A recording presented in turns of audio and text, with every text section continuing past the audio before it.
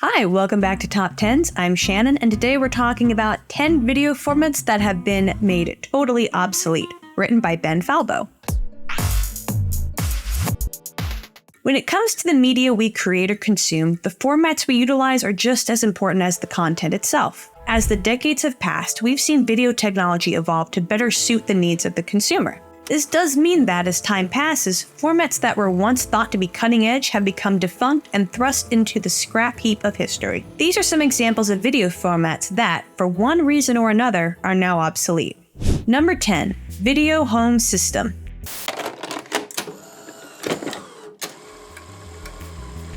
When you think of antiquated video formats, among the first that people immediately think of are VHS tapes. When the format first hit the scene in the 1970s, few could have imagined how it would change people's media consumption and even filmmaking. At one time, the concept of watching a full movie in your own home, let alone a copy you could own, was unthinkable, but was now a concrete reality. In the 1980s, the home video market exploded, with video stores springing up all over the place. This only continued into the 90s, with many films seeing a second wind of revenue from their home video release on VHS. The format also allowed many filmmakers on the independent level to circumvent major studios and self-distribute their work.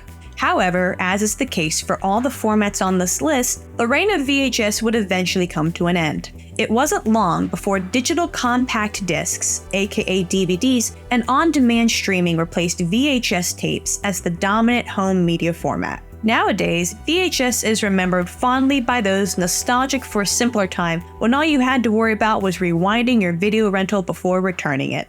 Number 9. Betamax. Whenever something becomes popular, there will usually be something hot on its heels with the intent of dethroning it. Apple has Samsung, Coca-Cola has Pepsi, and for a decent window of time, VHS tapes and Betamax were lunging for each other's throats. Launched in 1975 by Sony, Betamax hit the market just a year before VHS did, even boasting superior video and audio quality. By the early 1980s, Betamax had carved out a sizable market share for itself, dominating an impressive percentage of the then booming video cassette market. However, before too long, it became clear that despite their superior audio-visual quality, there was one area in which VHS soundly defeated Betamax. That was the ability to record more content on a single videotape, making it more desirable for home consumers and amateur filmmakers. Additionally, while Betamax was solely owned by Sony, VHS had a more open licensing model, meaning that other companies could make their own VHS tapes and players. Compounding matters further was that major film studios were shifting their focus to solely distributing their movies on VHS. This all eventually led to Sony shuttering the Betamax format in 1993, officially waving the white flag in their war against VHS. Number 8. Video 8 or High 8. Keeping with Sony for another entry, let's talk about another one of their defunct video formats. Specifically Video 8, later known as High 8. What shade? Over the last few decades, the advent of home movies has only developed in terms of technology and user convenience. However, long before you could record your child's first day of school or a family reunion on your iPhone, you needed a consumer-grade camcorder. This is where Video 8 enters the picture. Billed as a compact and affordable option for the average consumer to capture life events on video, Video 8 was promoted for having a convenient size, as well as its impressive video quality, both of which were superior to other formats at the time. The format stuck around for a good while following its introduction in the late 1980s and early 1990s, but eventually began a steady decline. Sadly, Video 8, as well as its successor High 8, just couldn't keep up with the rise of mini DV and other digital recording formats. The switch from analog to digital simply made things easier for video consumers, offering far more convenience and overall quality. Unsurprisingly, by the early 2000s, Sony had discontinued the production of Video 8 and High 8 camcorders, making the format officially defunct. Number 7. Laserdisc. When it comes to disc-based video formats, the first ones people think of are DVDs, with many forgetting their predecessor, and that would be Laserdisc. Originally released in 1978 and advertised as the next leap forward in home media technology. The format resembled a DVD, but was the size of a vinyl record and required a special laserdisc player for people to watch them. This larger size allowed for not only immensely superior video and audio quality when compared to VHS, but also allowed for additional bonus features and director's commentary tracks. Laserdisc was the obvious favorite of avid collectors and cinephiles of the 1990s who wanted the best possible version of their favorite films. However, while the format had many advantages, its shortcomings were simply too great to ignore, resulting in its downfall.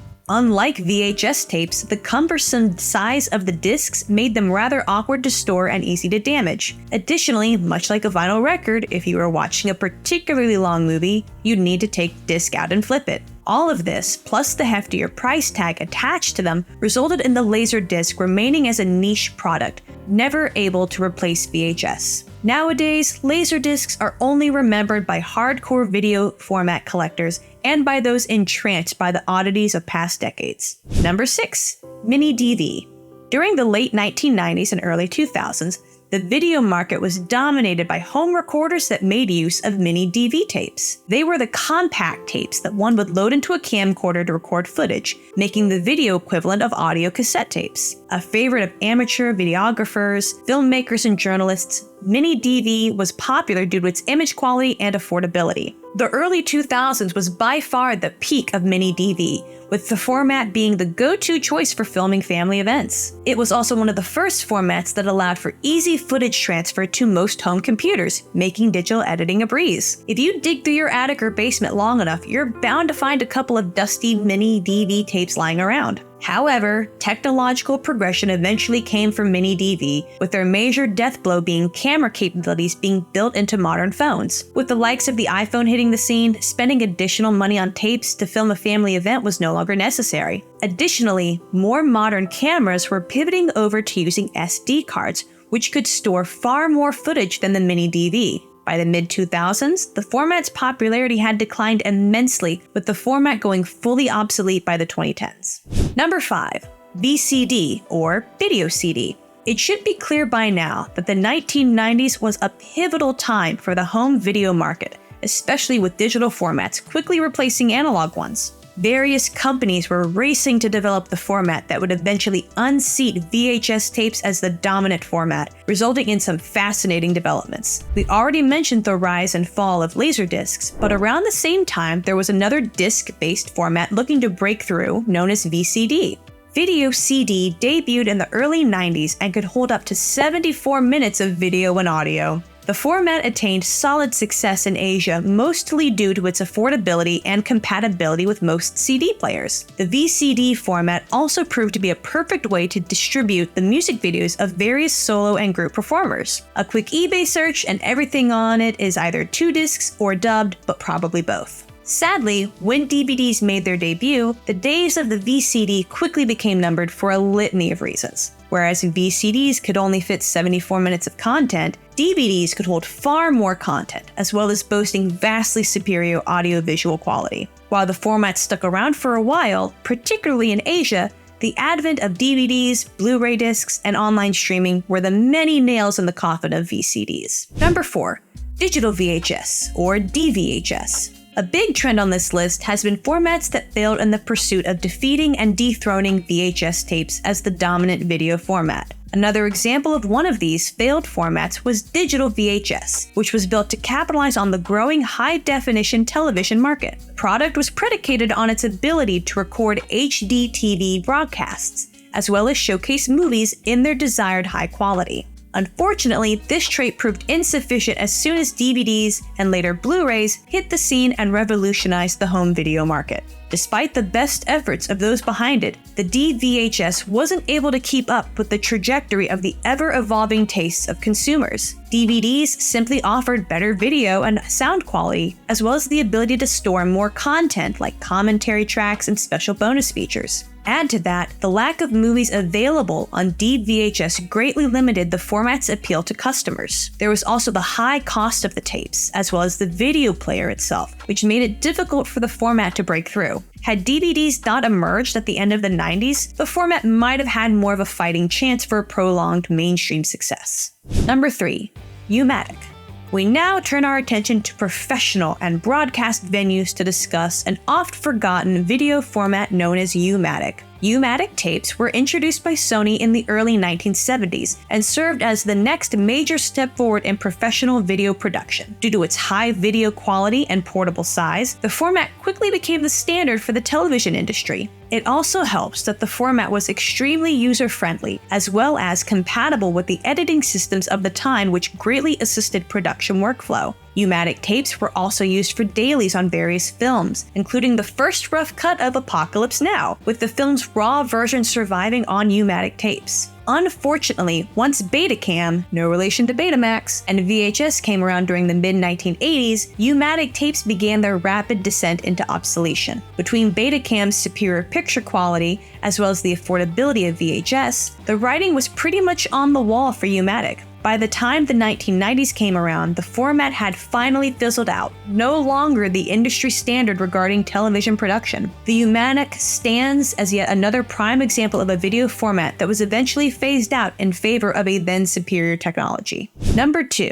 DVC Pro. Panasonic, best known for its various electronic consumer products, unleashed DVC Pro back in the mid-90s. The format offered both high-quality tape and audio recording in a sturdy tape format, making it a desirable format for those in professional video production. Following its debut, broadcasters and filmmakers quickly adopted DVC Pro, making it the industry standard for quite a while. A major advantage of the format was how when recording, it would prevent audio drifting, meaning the sound and visuals would be perfectly synced. Additionally, its durable quality made it perfect for outdoor filming, especially field production when it came to sports like football. DVC Pro soon had competition in the form of digital recording technologies like P2 and XD Cam, both of which offered very enticing features of their own. They both benefited from the advent of solid-state media, which is a type of computer storage media that stores data electronically and has no moving parts. This technological leap forward led to both formats boasting faster workflows and higher capacities, making them perfect for fast-paced video production. By the time the mid-2000s came around, broadcasters and video production outlets had pivoted away from the tape-based formats like DVC Pro, cementing its obsolete status. Number 1. 8mm film. Our dive into the realm of obsolete video formats concludes by going back to the 1930s and the creation of 8mm film. Introduced by Eastman Kodak, the format's compact size and user-friendly quality made it the definitive choice for small productions and capturing family events on film. From there, 8mm film became the gold standard, even developing new and improved versions along the way, like Super 8mm. Subsequent updates like this offered improved sound quality and enhanced image quality, promising only the best for capturing birthdays, vacations, and everyday moments. Bear in mind, this was long before the average person had even a disposable camera in their pocket. However, as we've learned throughout the list, no format can remain on top forever, especially as technology evolves and consumer demands change. Case in point, when VHS and consumer camcorders came around in the 1980s and 90s, formats like 8mm were quickly obsolete. It's not hard to see why, as VHS and other formats simply offered more convenience for users and higher audio-visual quality. When the early 2000s arrived, 8mm was largely defunct, only utilized in niche markets by filmmakers and artists looking to capture an old-school aesthetic. So that's all for obsolete technologies. Be sure to like and subscribe before we become obsolete too.